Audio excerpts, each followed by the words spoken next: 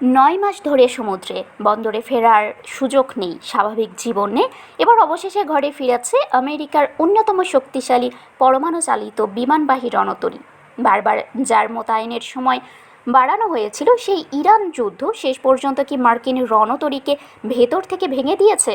প্রায় ৫,০০০ নাবিক ও মেরিন সেনা নিয়ে ইউএসএস আব্রাহাম লিঙ্কন এর এই দীর্ঘ অভিযানের শেষ দিকে সামনে এসেছে খাবার ও প্রয়োজনীয় সরঞ্জামের ঘাটতি, পানীয় জলের সমস্যা, রক্ষণাবেক্ষণ সংকট এবং নাবিকদের মধ্যে বাড়তে থাকা মানসিক চাপের খবর। কিন্তু প্রশ্ন হচ্ছে, যে রণতরীকে যুদ্ধের শক্তির প্রতীক হিসেবে পাঠানো হয়েছিল, সেটি ফিরছে ঠিক কেমন অবস্থায়?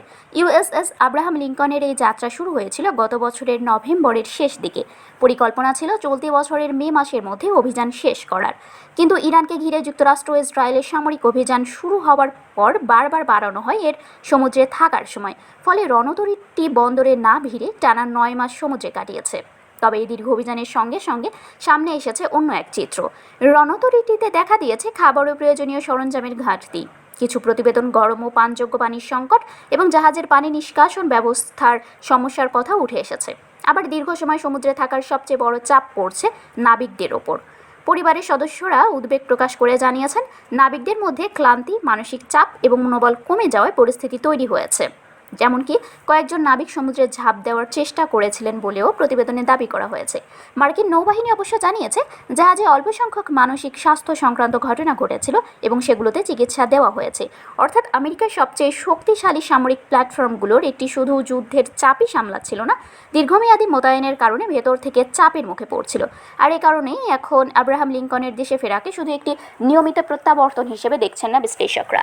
যুদ্ধের সময় একটি রণতরী যত বেশি সময় সমুদ্রে থাকে, তার জন্য প্রয়োজন হয় বিপুল পরিমাণ জ্বালানি, খাবার, যন্ত্রাংশ, রক্ষণাবেক্ষণ ও বিশ্রামের সুযোগ। এই সব কিছুর ওপর দীর্ঘদিনের চাপ তৈরি হলে সেটি শুধু নাবিকদের মনোবল নয়, পুরো যুদ্ধ ক্ষমতার ওপরও প্রভাব ফেলতে পারে। আর আব্রাহাম লিঙ্কনের ক্ষেত্রে ঠিক সেই প্রশ্নই এখন সামনে এসেছে। ইরান যুদ্ধের ময়দানে আমেরিকার রণতরী ছিল শক্তির প্রতীক, কিন্তু ৯ মাস পর সেই রণতরী যখন ঘরে ফিরছে, তখন সঙ্গে নিয়ে ফিরছে দীর্ঘ অভিযানের ক্লান্তি, সরবরাহ সংকট আর নাবিকদের চাপের খবর।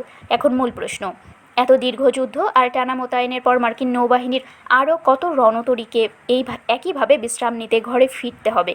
কারণ সমুদ্রে শক্তি দেখানো যায়, কিন্তু সেই শক্তিকে কতদিন টানা যুদ্ধের মধ্যে সচল রাখা যায়? ইরান যুদ্ধের পর এখন সেই প্রশ্নই শুরু হয়ে গেল আমেরিকার জন্য।